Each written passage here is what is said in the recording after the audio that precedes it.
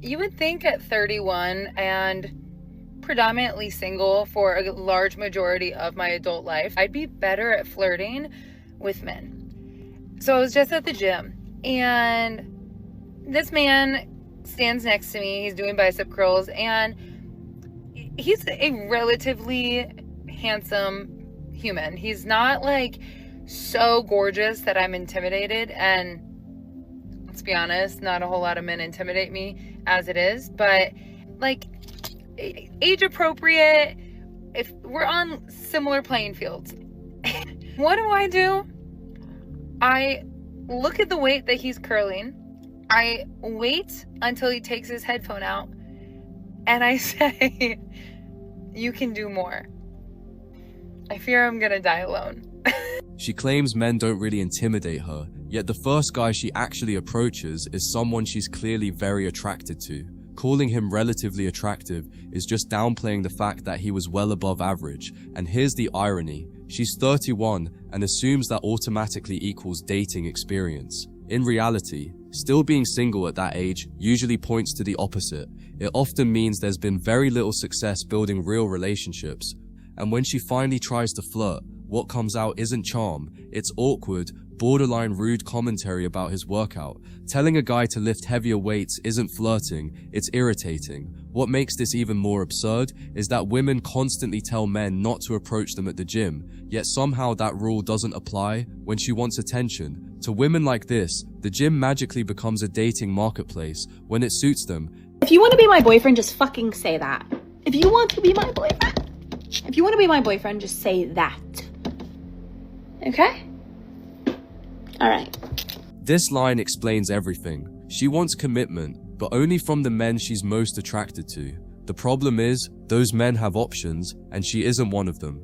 That's why these situations never progress. That's why she keeps ending up confused, frustrated, and stuck in undefined dynamics.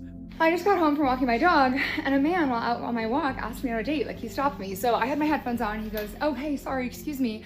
I wanted to, let you know that I think you're really beautiful and was curious, like, if you're available and would like to go on a date, like, to get dinner sometime. And I was like, oh, that's really kind of you. That's really sweet. But I'm not really. And he goes, oh, you're not available. And I said, well, no, I am. I'm just not in the place where I'm dating right now because I am just really busy. I just don't have the time to invest in it. And he was really kind and very respectful.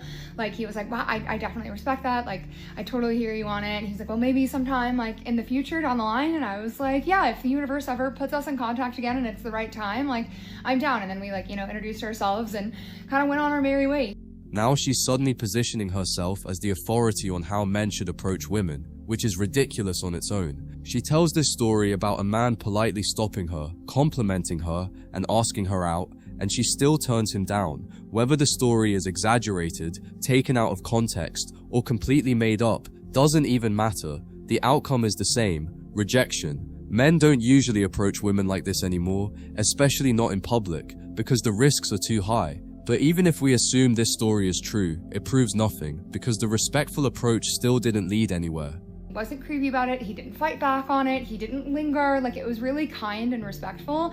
And this is how men should be asking women out in 2026. You should respect women's boundaries, respect when someone says no, and still be kind and move on. This is the part men are tired of. Be confident but not bold. Be respectful but not boring. Be assertive but don't linger. Be charming, but don't try too hard.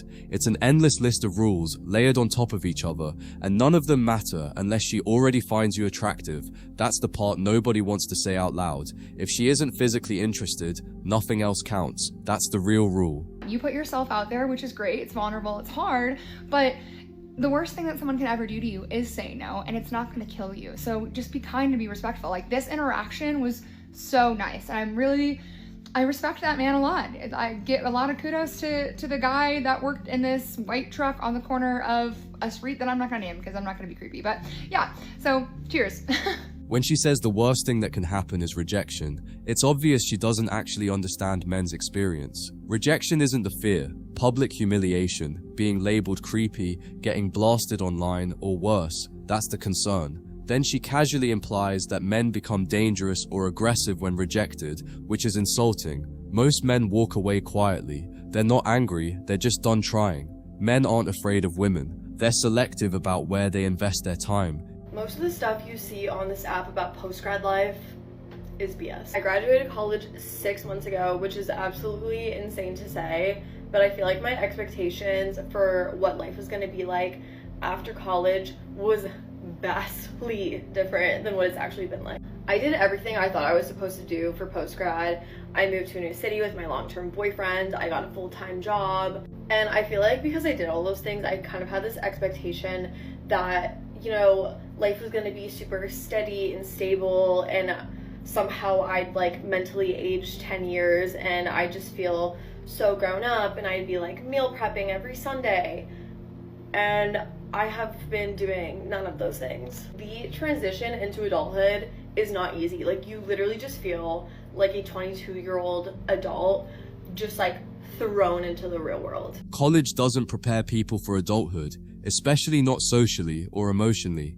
Outside of specific professions, many degrees don't translate into real-world competence at all. A lot of people are sold the idea that education magically turns you into a functioning adult.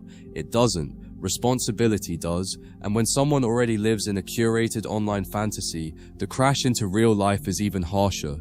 Social media creates expectations that reality was never meant to fulfill. It took us 6 months to realize adulthood isn't aesthetic routines and influencer lifestyles. That's not growth, that's delayed reality. Alright guys, we're gonna leave it there for today. If you enjoyed the breakdown, hit subscribe, and I'll catch you in the next one. Take care.